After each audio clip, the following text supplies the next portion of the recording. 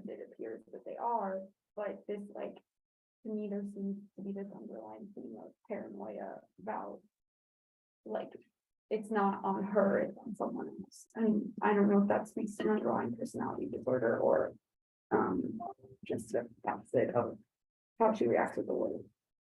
Can you give an example of the behavior that you've identified in terms of not her, someone else from this episode? Well, the one that's in my brain is from the frozen yogurt. That's I'm trying to piece her together, but like it's not her, it's the frozen yogurt's fault that she gained weight or some external force's fault. And let me actually pause you there because you just probably unknowingly so gave us a clinical term. So from the general perspective of someone who persistently fails to take responsibility or accountability, largely because they believe that no matter what they do, likely doesn't matter. In psychology, what does that refer to as? External locus of control. Yeah, right. So that's the external locus of control. And an external locus is an independent risk factor for depression and anxiety. Right? So these are the seminal experiments by Bandura and Harlow and others, where in one case, rats were put into a cage and provided a mild electrical stimulus.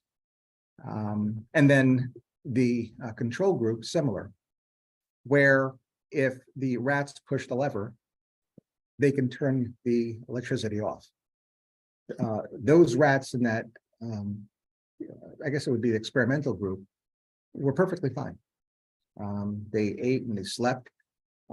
No change in their diurnal sleep pattern. They mated and had little rat babies. But it was the rats in the other group that had the same lever, but when they pressed it, it only turned the electric shock off some of the time. And the electric shock sometimes was turned off without pressing the lever. Those rats understood that they had no control over their environment. They adopted learned helplessness. And as a result, stopped eating, stopped sleeping, and stopped having sex, and they died. Right. So learned helplessness, albeit born from animal studies, or at least discovered through animal studies, is an independent risk factor for the depressive disorders and the anxiety disorders. The opposite is also true. When an individual has an internal locus, when they understand that no matter what happens, they played a role in it, and therefore have some control over their environment and or destiny, etc. That is a protective factor. So in Elaine's case, if we see any signs of depressive illness or an anxiety disorder, it may have its root, it may have its etiology in learned helplessness. That is, that external locus of control. In developing, let's say this develops into a personality disorder. Let's say that this results in character traits that become enduring and pervasive, aka personality, and therefore, to the extent that it's clinically significant, a personality disorder. What personality disorder or disorders do you think may Elaine be at highest risk for?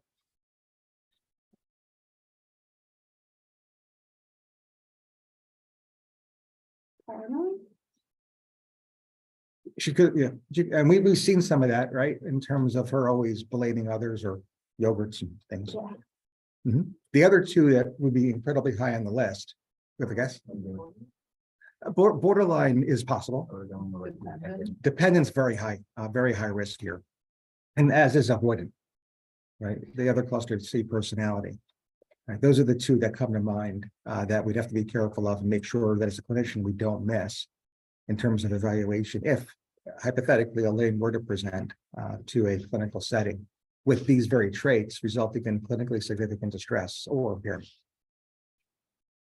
Right. The individual, for example, who was diagnosed with a dependent personality disorder needs every next step validated and reassured. So they're very hesitant to take on tasks without reassurance. And that includes interpersonal relationships and establishing those meaningful relationships, which, by the way, Elaine seems to demonstrate. across episodes and across seasons.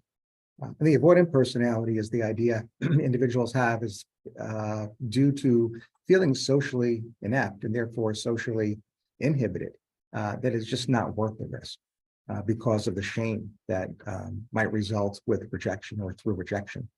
Right? It is better to never have loved at all than to have loved and lost. Right. So that's the avoidant personality. Oh, by the way, just so we have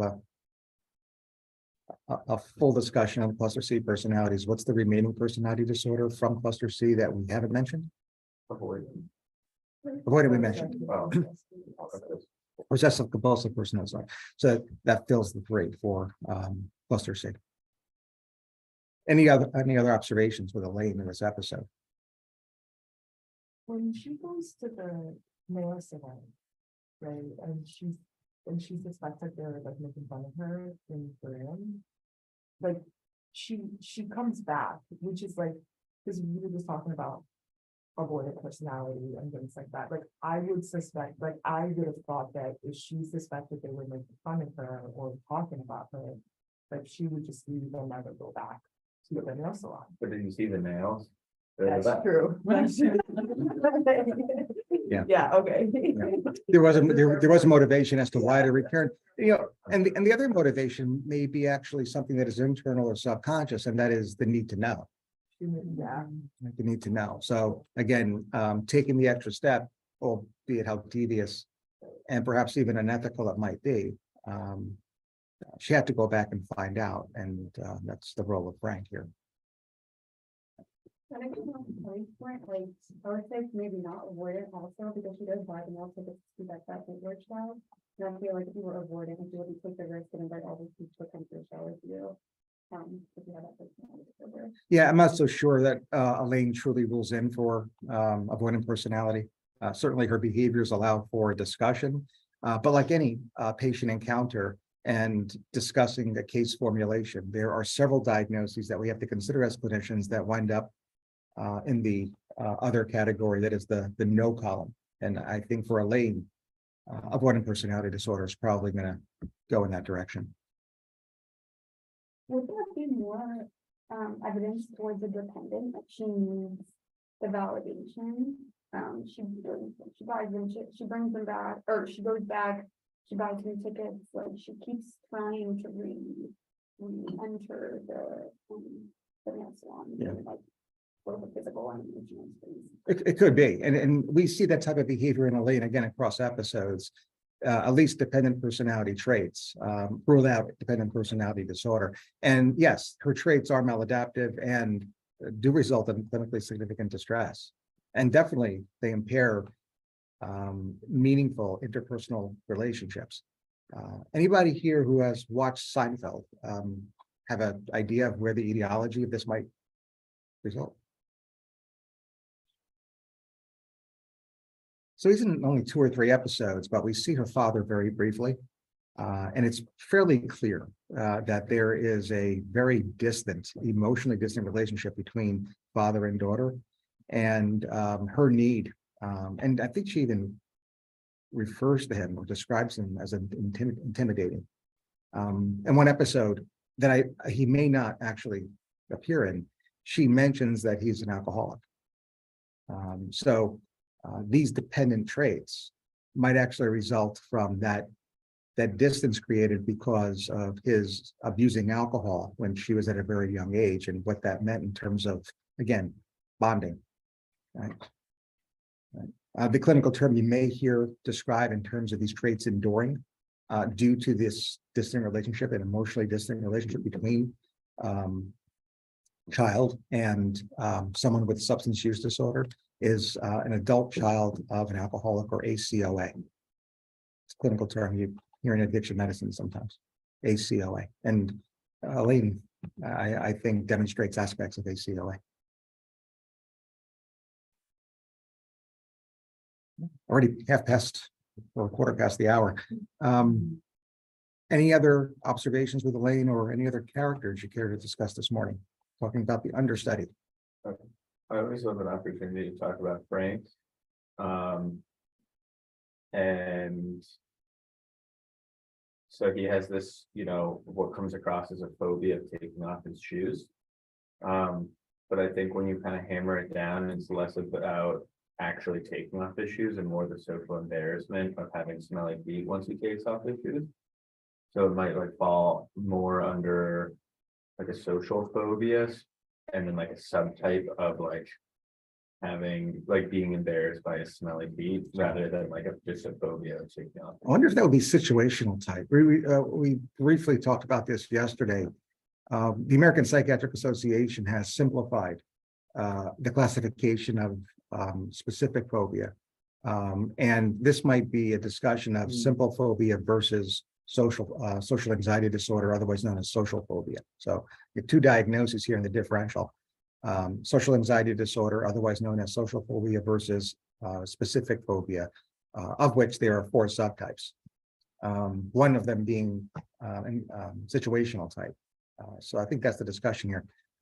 Are we provided a hint as to the etiology of this?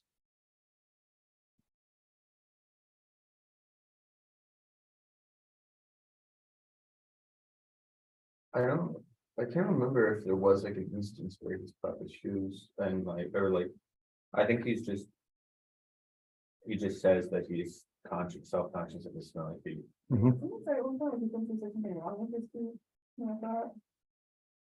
don't recall. Certainly a question the clinician would ask. But I don't think he ever says something like, oh, when I was a kid. This like, happened. What's that? Right. Is that right? I mean, obviously, this is exactly where the psychiatrist would delve. And hypothetically, if Frank Costanza did endorse such a history, what mechanism might we consider to have developed or to have influenced what we observed in the understudy? How does one get from an event in one's past to social anxiety disorder versus specific phobia, Avoidance behavior. right? And again, continue. So, Like a stress disorder type. Is that what you're getting at? well, yeah, I mean, how about some behavioral theory?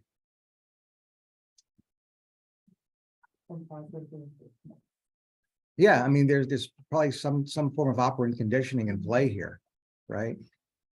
So there may have been an event, it may have been a precipitant, but the perpetuating factors are likely going to be found and therefore discussed within the context of an operant conditioning paradigm, right? Reinforcement paradigms as well as punishment paradigms. And that's something I think that the clinician would have to tease out. And similarly, when somebody actually, and again, we're going to connect this back to what we previously discussed, specifically with avoidant personality disorder. I don't think it's any stretch to have to remember for next week's shelf exam, for example, that the defense mechanism for that personality disorder is avoidance. And when a person avoids a situation, if I don't put myself out there, I won't get hurt. Well, that's true. So when their friends do call or they are invited out to a person's house where their tradition or their culture requires you're removing your shoes when you enter their home, you avoid that, you're not going to get hurt, you're not going to get embarrassed. And it's true. You miss out on those festivities, you missed out on the event, but you didn't get hurt. So the avoidance behavior is reinforced and therefore strengthened. Right. So that's a reinforcement paradigm that promotes and perpetuates the avoidance behavior, whether it's in the context of social anxiety disorder, specific phobia, or even the avoidant personality disorder. Right.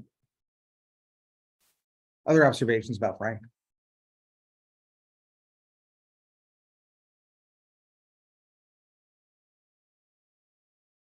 About 5 or 10 minutes left. Any other characters you want to discuss from the understudy? Well, I think Was that? Should I say Jenny's? I don't know if I'm Yeah. saying The other. the other. She was a mess. What's going on there? Like I feel like she definitely has some. I don't know if I would call it like histrionic traits or just like dramaticism, but she cries all the time for everything. I dropped my hot dog. It's like the saddest thing ever. Like even when she was on stage and her like niece on the boots weren't right, and she starts freaking out wanting them to get, like, she's just.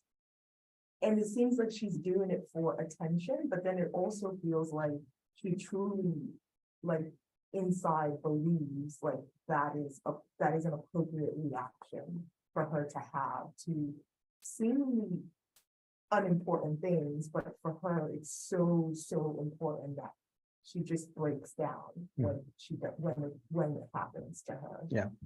So, But I think that Kevin made a really good point in that, in that, like, she is dramatic or like responsive all the time, which as an actor or actress, I think that probably started in maybe as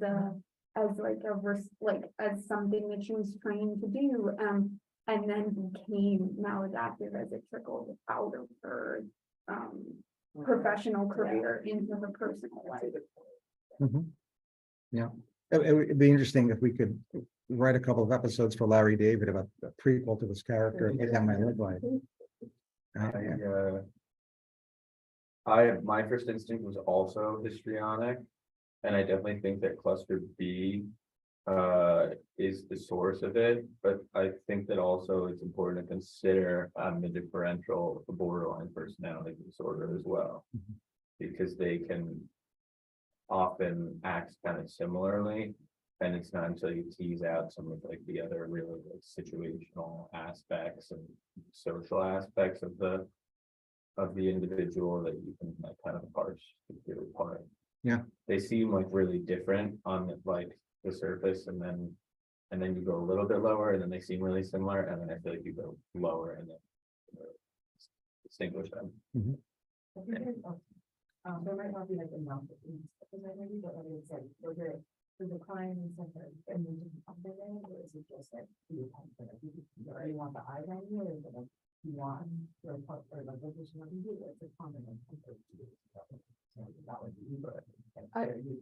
So what motivates the crying, or again, what might reinforce the crying to be or perpetuating that behavior? I think she does it when she's not like the center of attention, because then she gets that telegram when her grandma dies, and there's like no emotion, no caring. So like, it's not that I think she herself as like a person is overly just like dramatic and has a lot of emotions. It's a very much an attention seeking, because she does it at times when like she's kind of being forgotten about, or like, the actual, I forget the name of the actual actress that was there, but Midler. When she comes, then she has like starts to cry, or I definitely think it's more attention seeking, because then, if her grandma had died, that would have been a big blow up too, if there was kind of just maybe more history on it. Another point, also, you were mentioning the acting that out into, but another possibility is, if we know the center of attention is kind of where or what she wants, then being an actress is like the easiest way, like, don't sleep. Which came first, the chicken or the egg? Yeah. Yeah, but I was going to make it more personal for this table, and that is, can you name another profession in which, because of what you have to do, proverbially between 9 and 5, trickles into your personal life? And I'll give you a hint. We usually wear white coats and certainly have characteristic, quote unquote, personality traits, albeit probably from cluster C. But then again, most people with those types of traits, whether we call it type A personality or the obsessive compulsive personality, you can label it anything you want, tend to go into the medical field, right? So I don't want anybody raising their hand, but it's very similar. One of the things, a couple of comments. One, the investigation as to whether these traits persist and are pervasive in other social settings is exactly what the clinician needs to do. So that's a great pickup there. In addition to that, I love the idea of, again, chicken versus egg, having to consider whether or not what she has been taught to do has resulted in the personality change, because it's given very, very little discussion in the clinical field. We're all taught that personalities are enduring characteristics, enduring traits that begin to develop in childhood and are crystallized by late adolescence, early adulthood. And that's not always the case, right? We can actually get a job that teaches us how to behave and changes who we are. Even though we don't think of personality development in that way, those cases have come up. And they're probably much more prevalent than we actually recognize. So it will be a chicken and the egg discussion, and we do need to watch the prequel. And any clinician would ask about their developmental history and to see which does come first. But I don't think we should dismiss the idea that there were no such traits up until the time where she became an actress, and what she was taught since has quote unquote changed who she is. There's also like probably like a heuristic aspect to it of somebody who maybe is diagnosed with a personality disorder when they're in their mid-20s. And then you go retroactively and examine their past and talk to them about their past, and then you start to like find things because you're looking for them. Mhm. Whereas in somebody who has never been diagnosed with a personality trait, you could find those exact things if you were to look for them. You know, and it's just like, okay, how much is this just not really like actually their personality trait when they were below the age of 18? Right.